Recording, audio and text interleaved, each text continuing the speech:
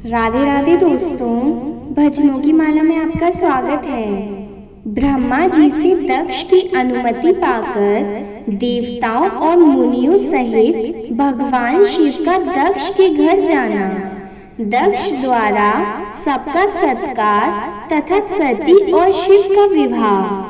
ब्रह्मा जी कहते हैं, नारद तदंतर में हिमालय की कैलाश शिखर पर रहने वाली परमेश्वर महादेव शिव को लाने के लिए प्रसन्नता पूर्वक उनके पास गया और उनसे इस प्रकार बोला, वृषभध्वज सती के लिए मेरे पुत्र दक्ष ने जो बात कही है उसे सुनिए और जिस कार्य को वे अपने लिए असाध्य मानते थे उसे सिद्ध हुआ ही समझिए।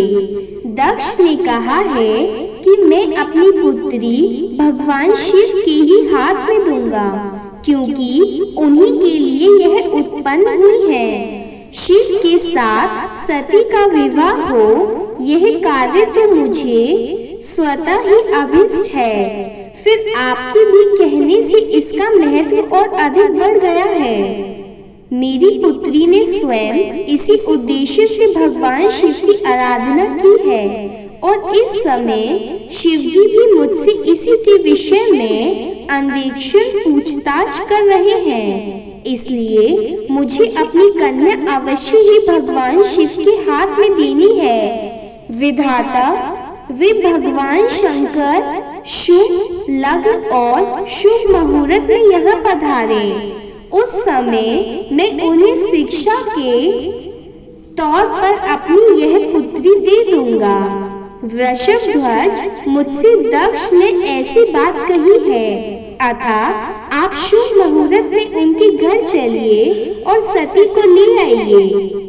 मुने, मेरी यह बात सुनकर भक्त वत्सल रुद्र लौकिक गति का आश्रय में हंसते हुए मुझसे बोले, संसार की सृष्टि करने वाले ब्रह्मा जी, मैं तुम्हारे और नारद के साथ ही दक्ष के घर चलूंगा।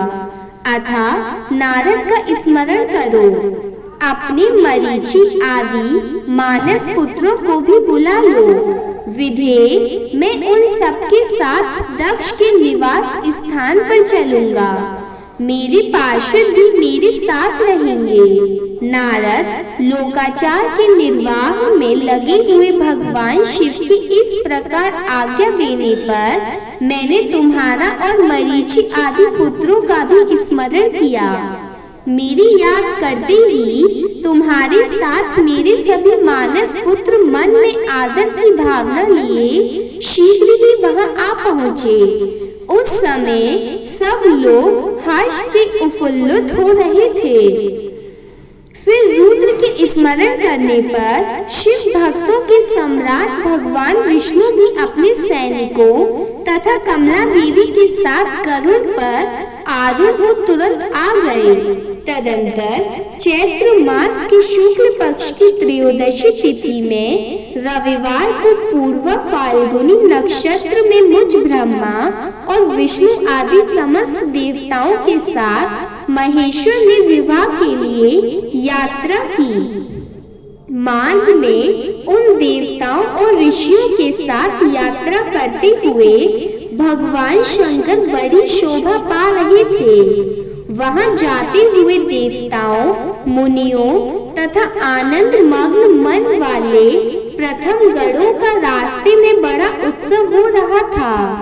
भगवान शिव की इच्छा से वृषभ, विग्रह, सर्प, जटा और चंद्रकला आदि सब के सब उनके लिए यथा योग्य आभूषण बन गए। तदंतर वेग से चलने वाले बलवान बलिवड़ नंदिकेश्वर आरूढ़ हुए महादेव जी श्री विष्णु आदि देवताओं को साथ लिए क्षणभर में प्रसन्नता पूर्वक दक्ष के घर जा पहुँचे। वहां विनीत चित्त वाले प्रजापति दक्ष समस्त आत्मयी जनों के साथ भगवान शिव की अगवानी के लिए उनके सामने आए। उस समय उनके समस्त अंगों में हर्ष जनित रोमांच हो आया था। स्वयं दक्ष ने अपने द्वार पर आए हुए समस्त देवताओं का सत्कार किया। वे सब लोग सुरश्रेष्ठ शिव को बिठाकर उनके पार्श्व भाग में स्वयं भी मुनियों के साथ क्रमश बैठ गए। इसके बाद दक्ष ने मुनियों सहित समस्त देवताओं की परिक्रमा की और उन सब के साथ भगवान शिव को घर के भीतर ले आए। उस समय दक्ष के मन में बड़ी प्रसन्नता थी। उन्होंने सर्वेश्वर शिव को उत्तम आसन देकर स्वयं ही विधि पूर्वक उनका पूजन किया। तत्पश्चात श्री विष्णु का, मेरा, ब्राह्मणों का, देवताओं का और समस्त शिव गणों का भी यथोचित विधि से उत्तम भक्ति भाव के साथ पूजन किया। इस तरह पूजनीय पुरुषों तथा अन्य लोगों सहित उन सबका यथोचित आदर सत्कार करके दक्ष ने मेरे मानस पुत्र मरीचि आदि मुनियों के साथ आवश्यक सलाह की। इसके बाद मेरे पुत्र दक्ष ने मुझ पिता से मेरे चरणों में प्रणाम करके प्रसन्नता पूर्वक कहा, प्रभु आप ही वैवाहिक कार्य कराएं। तब मैं भी हर्ष भरे हृदय से बहुत अच्छा कहकर उठा और वह सारा कार्य कराने लगा। तदंतर ग्रहों के बल से युक्त शुभ लग्न और मुहूर्त में दक्ष ने हर्ष पूर्वक अपनी पुत्री सती का हाथ भगवान शंकर के हाथ में दे दिया। उस समय हर्ष से भरे हुए भगवान वृषभध्वज ने भी वैवाहिक विधि से सुंदरी दक्ष कन्या का पाणिग्रहण किया। फिर मैंने, श्री हरि ने, तुम तथा अन्य मुनियों ने, देवताओं और प्रथम गणों ने भगवान शिव को प्रणाम किया और सबने नाना प्रकार की स्तुतियां द्वारा उन्हें संतुष्ट किया। उस समय नाच गान के साथ महान उत्सव मनाया गया। समस्त देवताओं और मुनियों को बड़ा आनंद प्राप्त हुआ।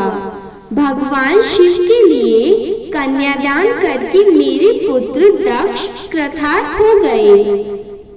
शिवा और शिव प्रसन्न हुए तथा सारा संसार मंगल का निकेतन बन गया।